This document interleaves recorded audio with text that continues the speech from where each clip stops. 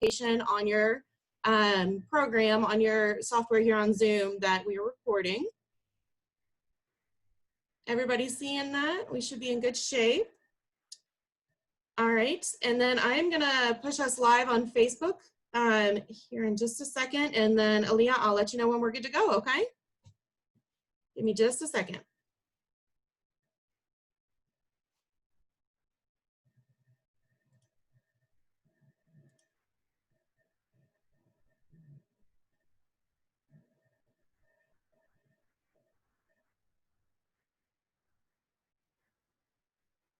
While we're preparing for this to go live, I'll also say if you have any questions or anything, any technical things, I'm not a Zoom expert by any means, but I do my best to help. So feel free to post those if you'd like as well in the chat box.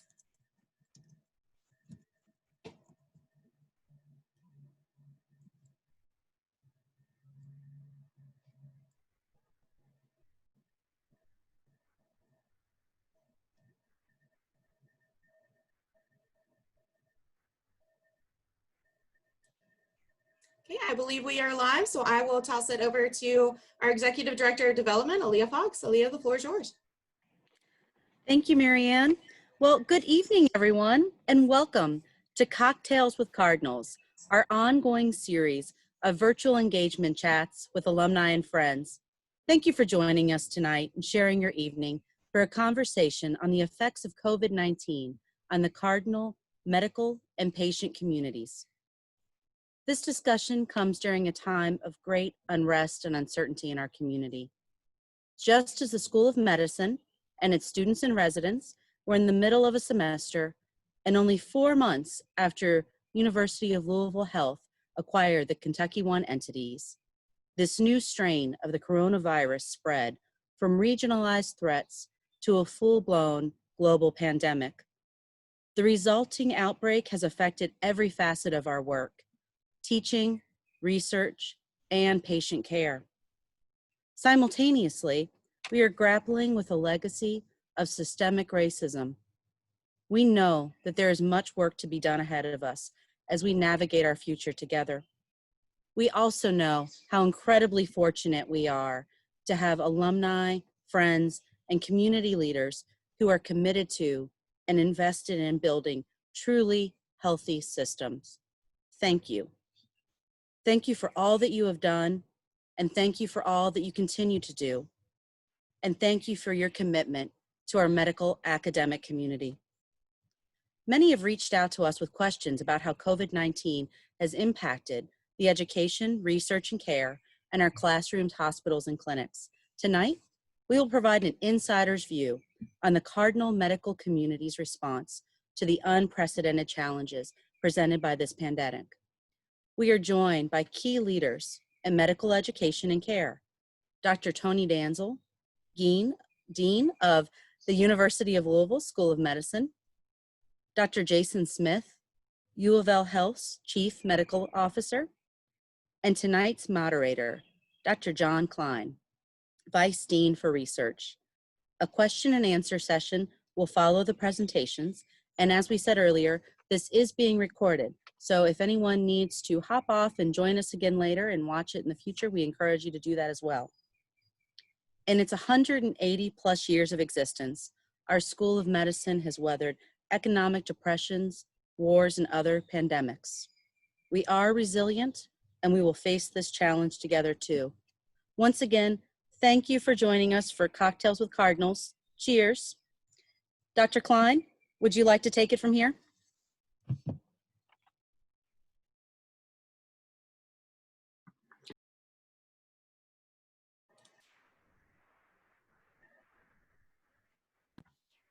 I think I'm unmuted now. It's a real pleasure to be here, Leah. Thank you very much for asking us. The last several months have been extraordinary in the life of the School of Medicine. I've been here 35 years, and I can't remember any more eventful months. We're all excited, the class of 2024 to the School of Medicine. And as you said, the pandemic has affected all aspects of our lives, and it has affected the lives of medical students as well. and it will continue to affect them, including this incoming class. I'd like to turn it over to my colleague, Dean Toni Ganzel, to tell us a little bit about how COVID-19 has affected the students over the last semester and what she anticipates the effect will be in the coming semesters. Toni? Thanks, John. Well, welcome to all of you. Thank you for joining us for this event. I come to you from my new home office, which is my kitchen. And so I split the time between working from the office on the campus to working from my home office. So it's been an interesting time. Certainly, as John mentioned, this is unprecedented. And yet, in these challenges, we have also found opportunities. If we think about our missions across our educational mission, our research mission, and our clinical care mission, all of these have been profoundly affected. But I'll start with our educational mission. And as you know, we have different groups of learners: our medical students, our graduate students, and our residents. It affected all of those groups. And the medical students were affected in each class, but each class kind of had its own set of pain points, if you will. So I'm going to separate it into when we started this pandemic in March and its impact on us to now, and then as we pivot to fall, what we can expect. So if we take it from each class, our first and second year medical students were used to being in the classroom, having some clinical activity, but mostly classroom. It was probably the easiest to deal with because we use a lot of technology and a lot of virtual education anyway. So it was pretty easy for us to pivot to online for our students. And they're used to technology. This is a wonderful, creative, tech-savvy generation. So we were able to let them kind of complete the year and finish out their requirements. Third-year students were a little more challenging. They were in the midst of their clinical rotations. We had to pull them out of clinical rotations in accordance with national guidelines and certainly local concerns as well. And again, pretty quickly introduce non-clinical electives so they could get academic credit for those. Our fourth-year students that were about to graduate were also profoundly affected. Most of them had finished their graduation requirements, so that wasn't difficult. But their match day ceremony became virtual. Their senior week activities became virtual. Their graduation celebration became virtual. So they were really, really affected and missed out on a lot of those milestones that our graduating students treasure so much. But they were incredibly resilient, very creative, and actually helped us in developing and designing what those virtual celebrations would look like. So then let's kind of pivot to fall, if you will, and summer to fall. The summer profoundly affected our first to second year students, rising second year students, because that's kind of their only summer. They spend that summer doing research and doing international service learning trips and doing clinical externships, and all of those, of course, went by the wayside. So they were pretty affected by that. The second years then going to third years were so profoundly affected because all the testing centers shut down. So they were getting ready to take step one, which is such a huge piece of their gateway to residency and their progression to clinical rotations. So those cancellations were problematic. And so we really at the national level had to work with the NBME and the testing centers to open up new sites to expand that training. Then as we looked at our rising fourth years, they had to get back into their clinical rotation. So as we're looking at what things look like for the fall, For the first and second year students, most of those classes are still going to be virtual. We still will have some small group activities face-to-face, but most will be virtual, including gross anatomy, which is going to be interesting. But there'll be some pro sections and virtual small group activities. In terms of face-to-face, for our third and fourth year students, there's nothing that can compare to face-to-face. So we brought our third year students, or our fourth year students, back to the clinical environment June 1st. We're bringing the third year students back June 29th, and we'll get those back assimilated. But you know, they're affected because nationally, all of the residency interviews are going to be virtual. There will be no away rotations for students, which is a huge deal for them. And so it's, and for programs too. So it's going to be very different. Our graduate medical education program for residents, as initially we had to kind of redeploy residents, but we finished our graduating residents on time. Our new residents will be starting on time, and they'll be assimilated right into the clinical environment. Our graduate students, classroom work will be virtual, but their laboratory work will mirror what their faculty looks like. So education was profoundly impacted, but it's really given us the opportunity to better utilize technology and to kind of think differently about how we deliver our educational programs. And again, very tech savvy, a creative generation, and they have received that well. So Jon, they were impacted.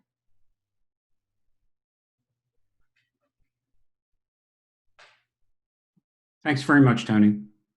So now let's turn to the effect of the pandemic on research here at the School of Medicine. And I think the one way to appreciate how quickly science is moving now is to think a little bit about the timeline and how compressed it is. The first reports that we have of an unknown pneumonia in Wuhan, China occur on December 29th.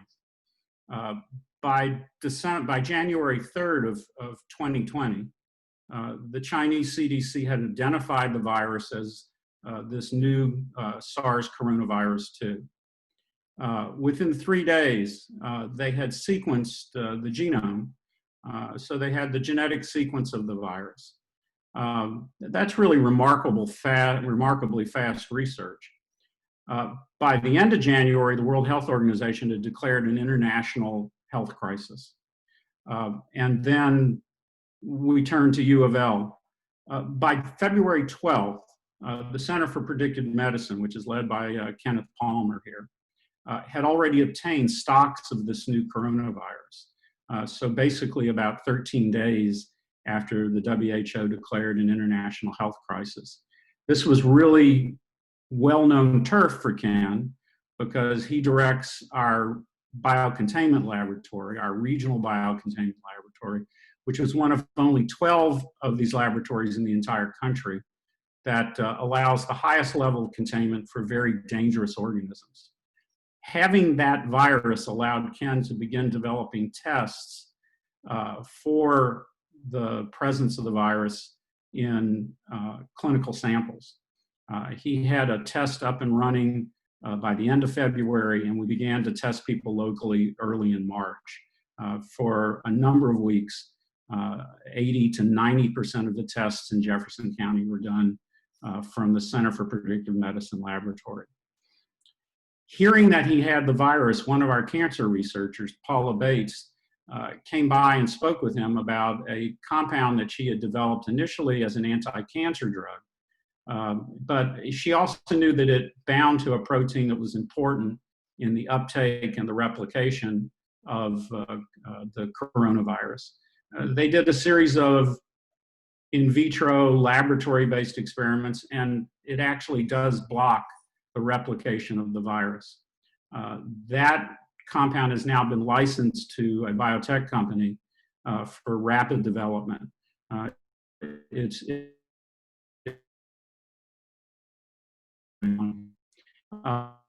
Busy guy because he also has a whole series of antiviral compounds that he's developed.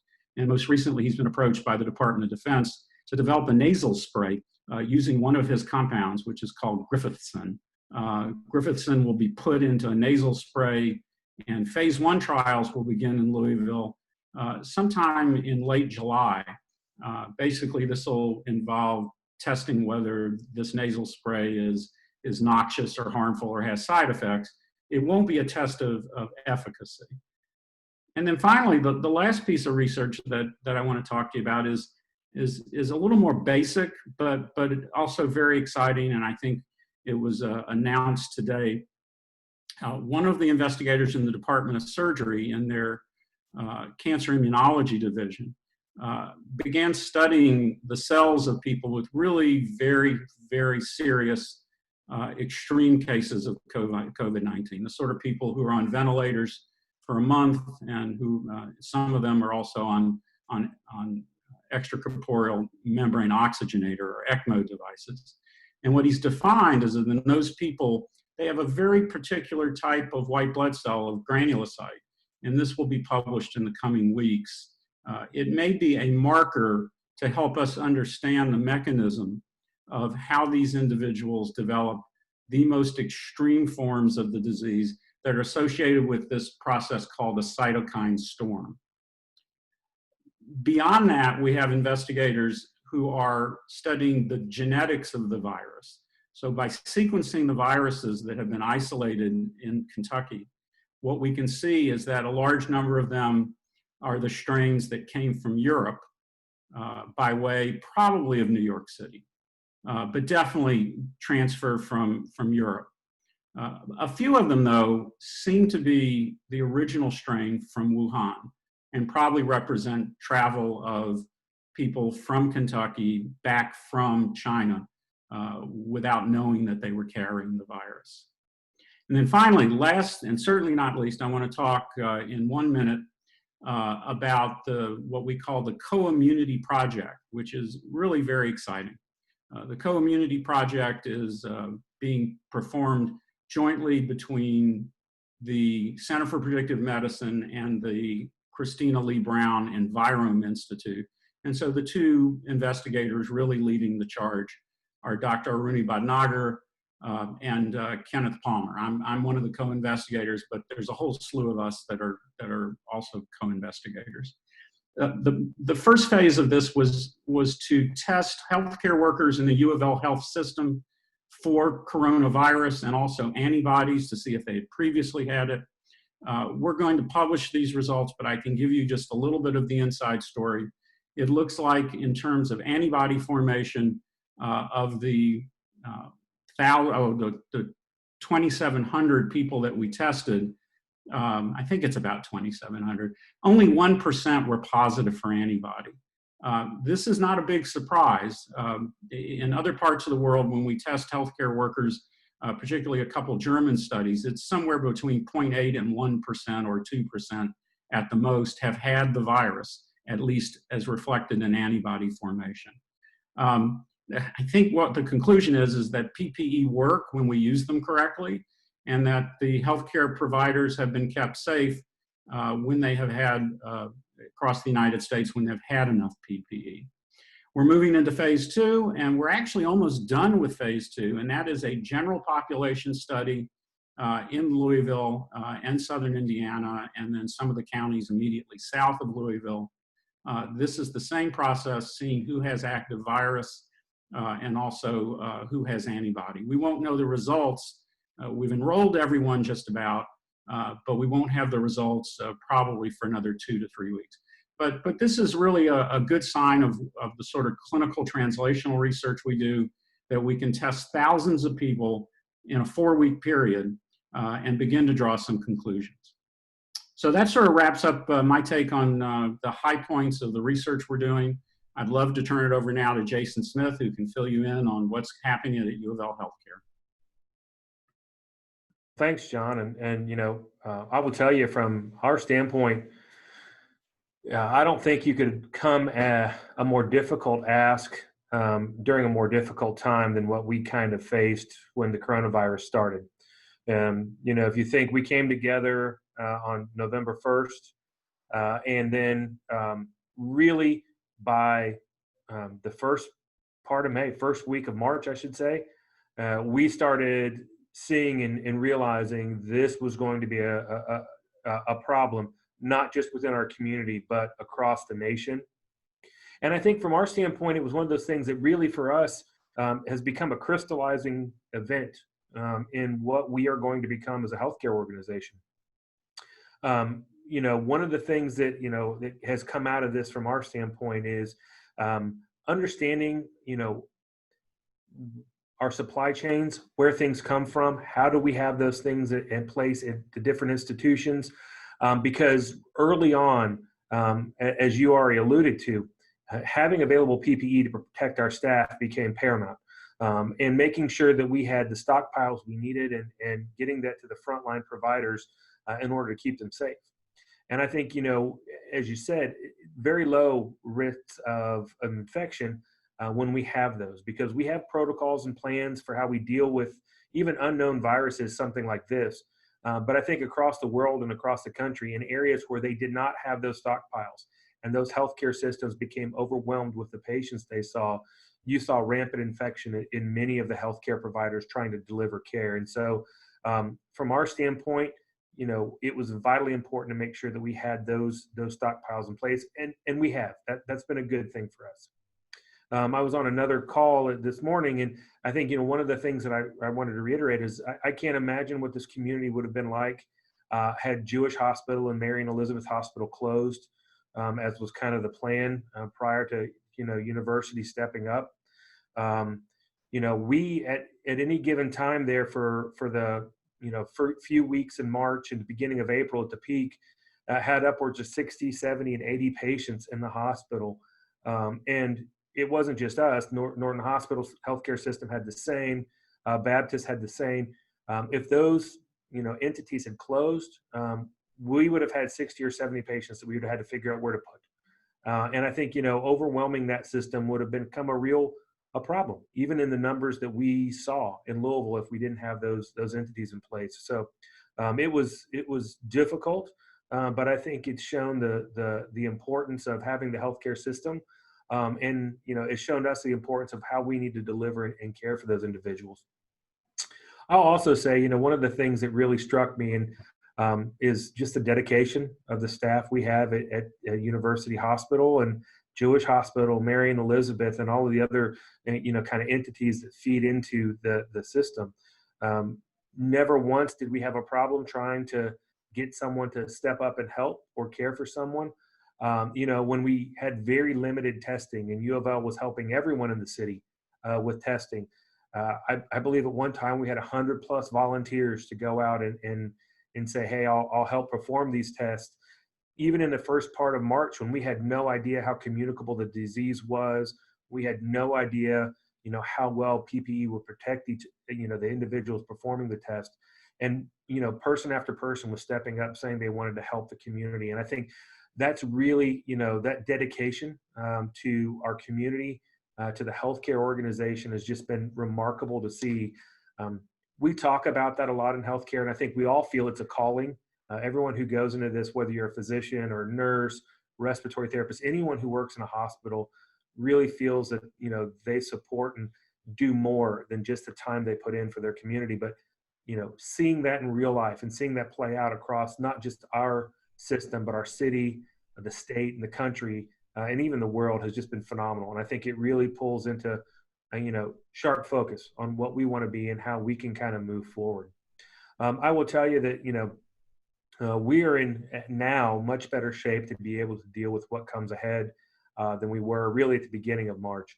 When we started out, as Jon said, we had very little testing available to us anywhere. It wasn't just the hospital system, our hospital system, it was all hospital systems. And I, kind of shudder at times to think what would have happened if we hadn't had the Center for Predictive Medicine in Dr. Palmer's lab to really help, develop the testing for us. We were quickly able, between all of the healthcare organizations, to stand up a plan for getting them the specimens and getting things moving back and forth. It was vitally important that we had that.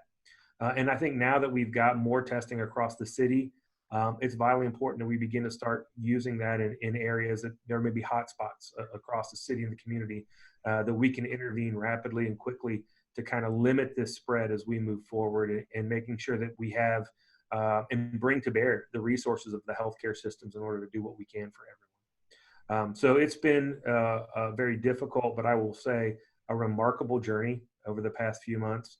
I'm looking forward to having the residents and students back in the hospital. I'll be the first person to tell you we miss them. It is, a lot of us come into this academic medicine in order to have that opportunity to teach, and we are looking forward to getting, the teams back together, as I say, having everyone involved. And I think there's a lot to learn. I understand, when we said we were pulling them out, I get that, because there were so many unknowns. But I think now, we are in a much better place, a much safer place. And I think there's a lot that I want them to be exposed to now that is better in our organization because of what we have learned coming through this. Jason, your points were so good.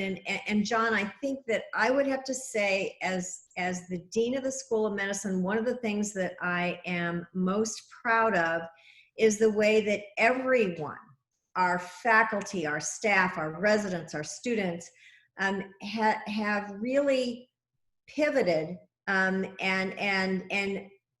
taken a look at this crisis that we have, but as kind of a galvanizing issue for people to come together and say, okay, this is a crisis, this is a challenge, we're up for it. We're gonna lean in and we're gonna step up and we're gonna deal with things. And so our clinicians were right there, and their courage and creativity and just commitment to that day-to-day care of patients and looking at how we can care for our patients better.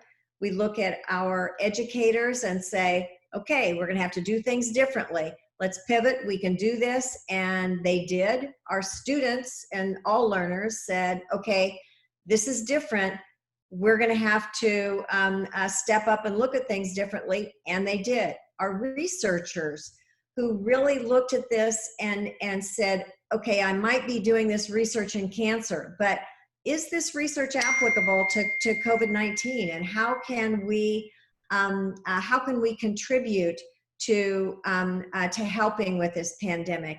And then if we think about our community engagement mission, our service to the community, this is one of the times when I believe our School of Medicine and our entire Health Science Center, and actually our entire university, has had the opportunity to really spotlight how we are in service to the community. And this community, I believe, would look very different right now had our School of Medicine, our Health Science Center, our university not been there to step in and provide care, provide education, provide research, and really help us deal with this crisis. So, it's a big challenge, but we have, I think, taken some opportunities from it.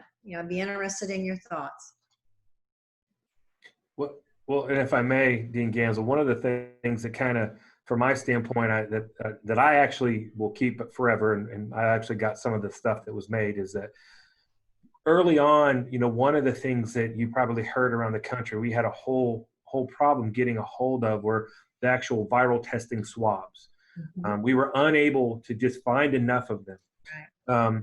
And so the Speed School of Engineering, and you think it's just the biomedical sciences, but the Speed School of Engineering got together, stood up this entire 3D printing process to try and 3D print nasal swabs so that we could perform tests.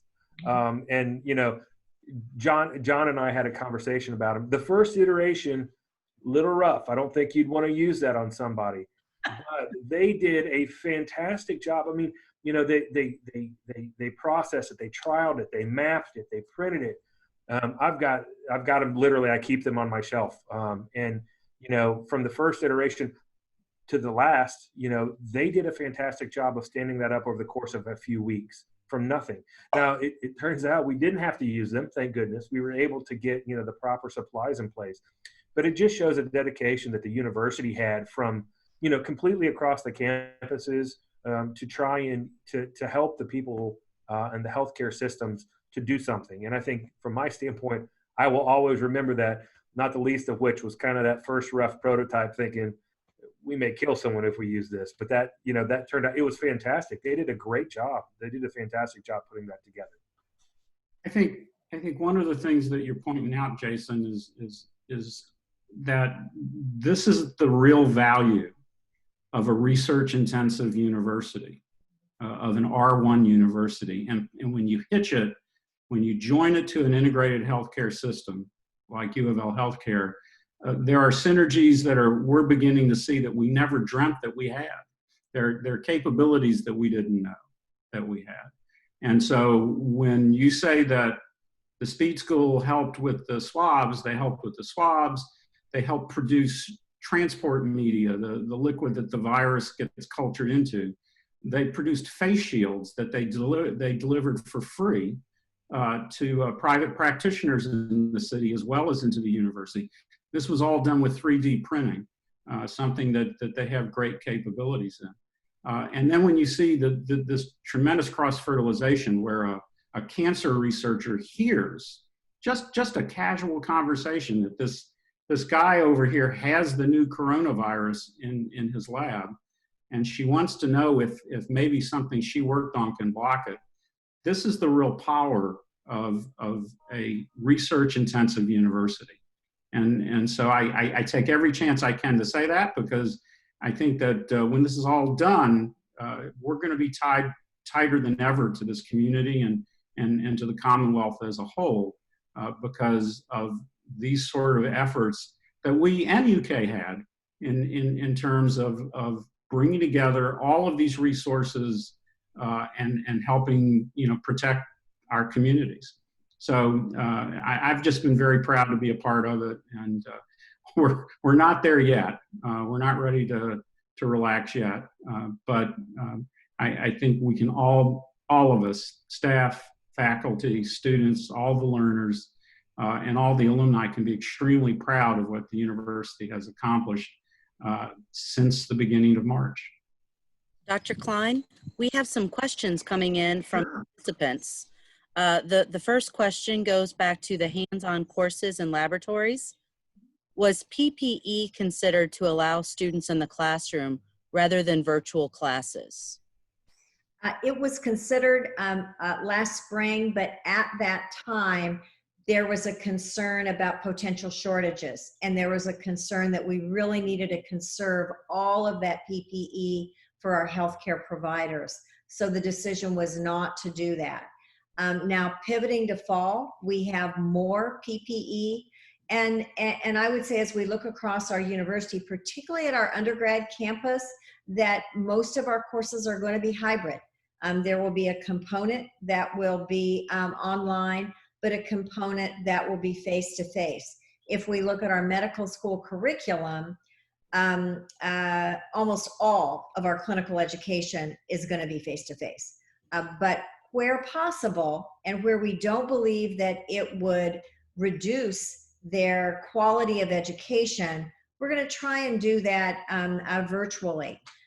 For the face-to-face small group activities and connecting activities, we absolutely will be respecting social distancing and be masking. And just generally, we will have a masking requirement for all common areas on campus, and we'll be having a campaign to that regard.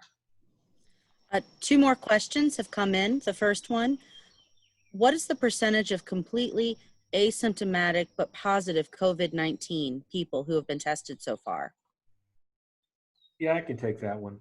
So a couple of things. So as you may or may not know, we've been testing most of the admissions that we have to the hospital, as well as all of the patients receiving procedures or operations in the healthcare system. And we've tested a little over 15,000 people as of just a little while ago. Today, I got the most latest numbers. When we look at the completely asymptomatic spread, at least right now, we're looking at a rate of about 0.2 to 0.3%, which is very low, which is good. It's demonstrating that we don't see a lot of patients that are asymptomatic that have the disease currently.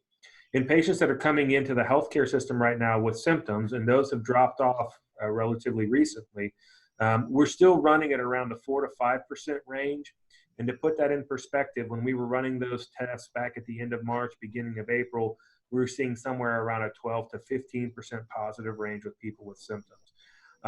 And we've learned a lot more on how it's spread. I think that there's the most recent CDC guidelines and some of the information coming out are talking about how it's much more difficult to spread outdoors.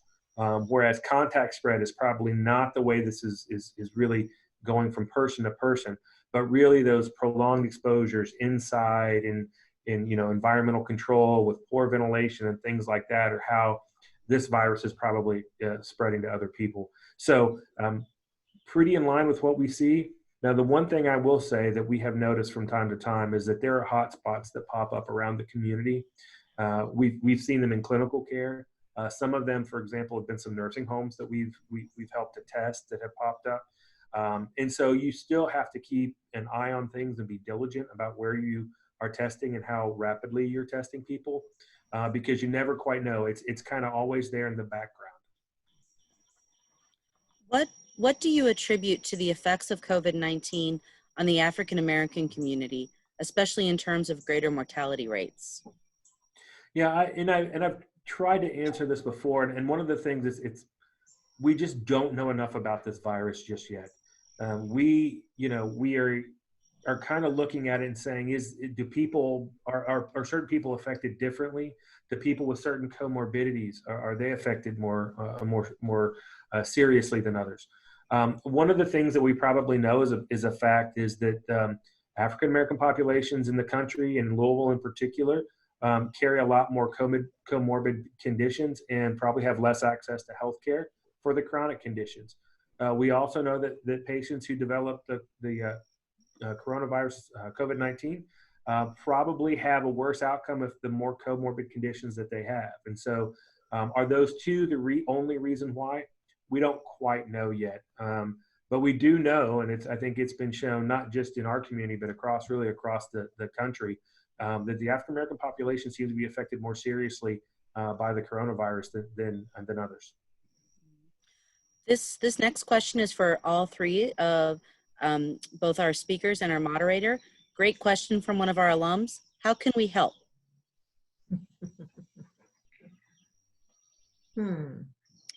I guess I'll go ahead and I get us started.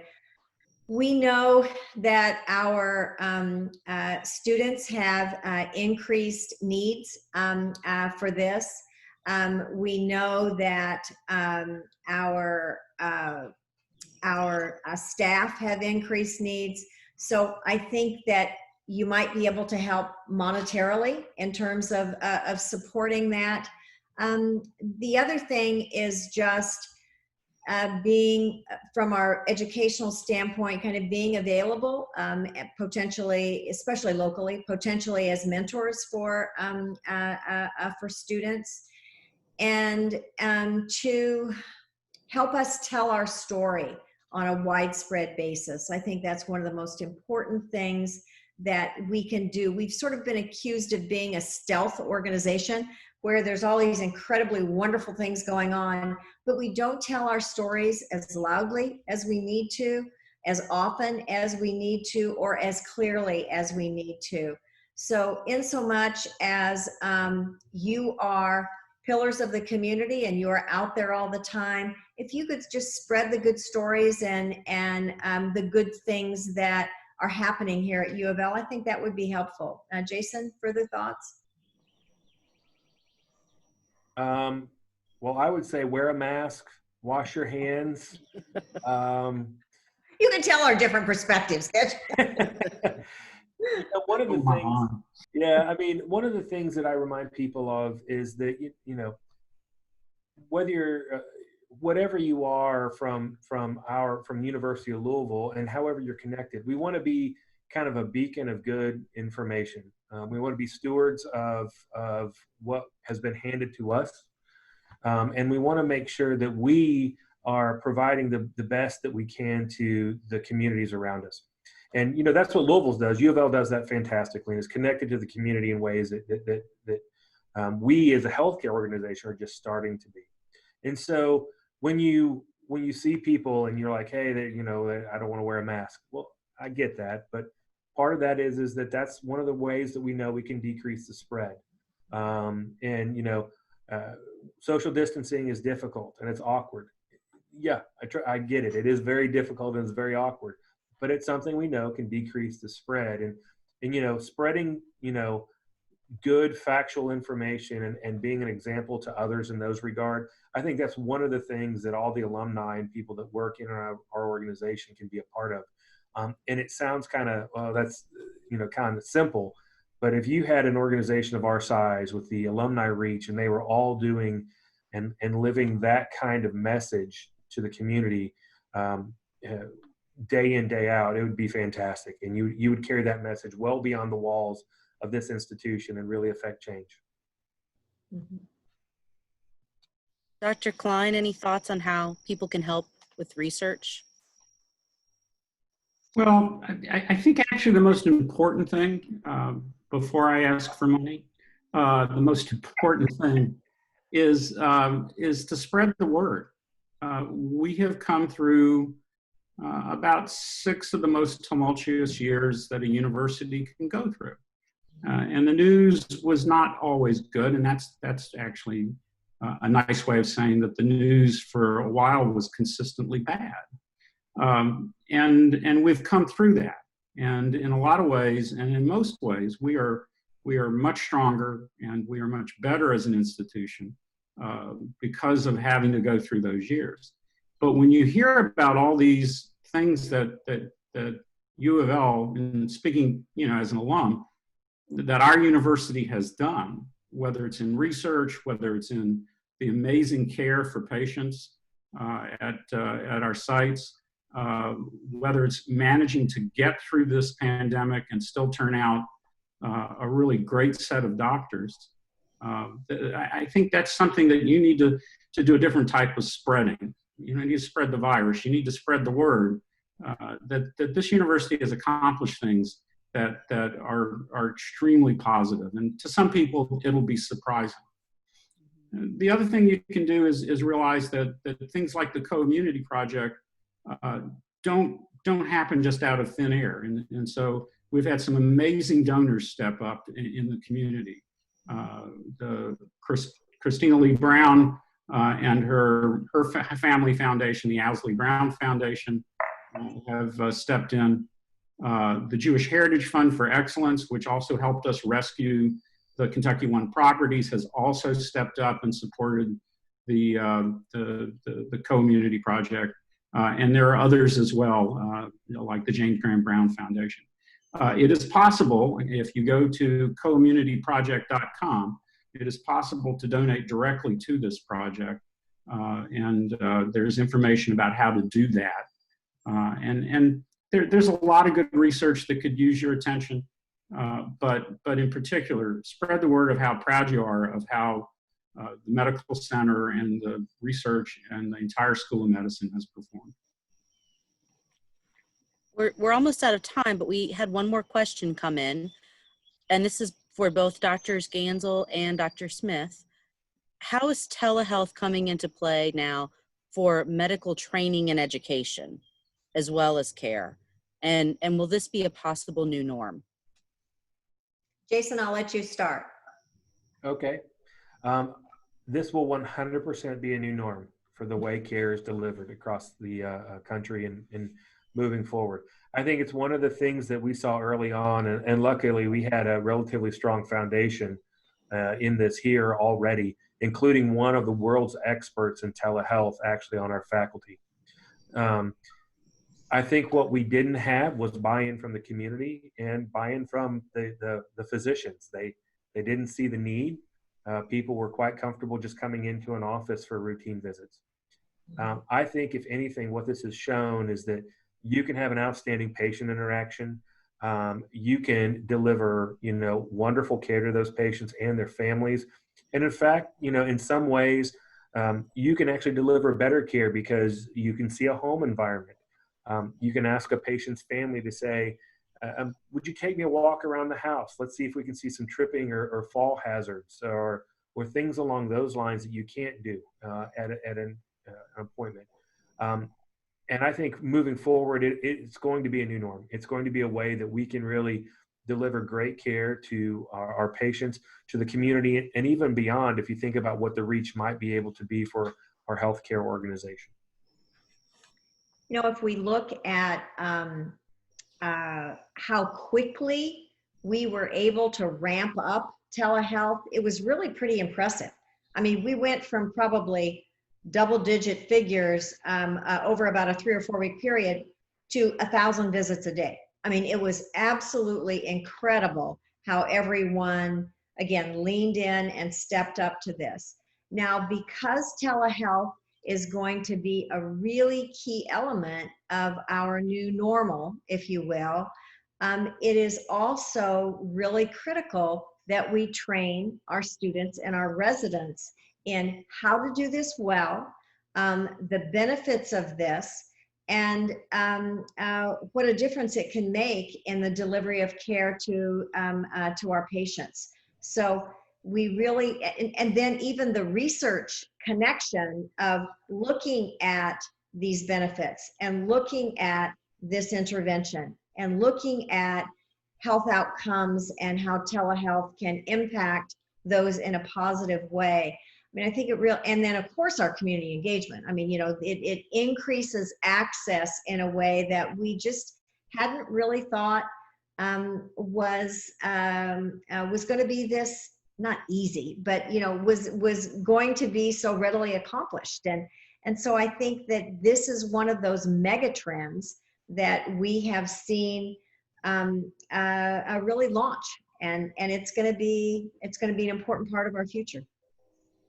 Well, thank you, Dr. Smith, Dr. Ganzel, and Dr. Klein for being here for this discussion tonight. And thank you to all of our alums and friends who have joined us from across the community and across the country. We had quite a few people on here tonight and just really appreciate you sharing your evening with us. Is there anything else that you'd like to share in closing as we say goodnight to our friends and have a final toast on our Cocktails with Cardinals? Cheers to you. I guess it's time for a cocktail, huh? Time for a cocktail. Thank you. Thank you, everyone. Have a great evening. You as well. Thank you all very much. Thanks a lot.